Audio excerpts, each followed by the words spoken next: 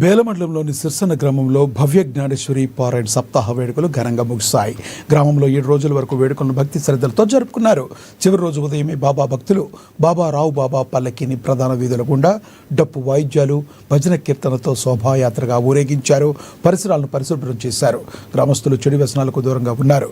చిన్నపిల్లలు, మహిళలు, భక్తులు భారీగా తరలివచ్చారు. వివిధ గ్రామాల నుంచి భారీగా తరలివచ్చిన బాజీరావు బాబా భక్తులతో గ్రామం కిటకిటలాడిపోయింది.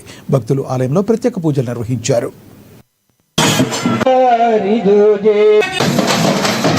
पुण्यदान या गावामध्ये होत आहे. खरोखर बाजीराव बाबांच्या कृपा प्रसादाने आज बाजीराव बाबा जर नसते तर आज या देशामध्ये या भारतामध्ये कलंक लागलेला असता.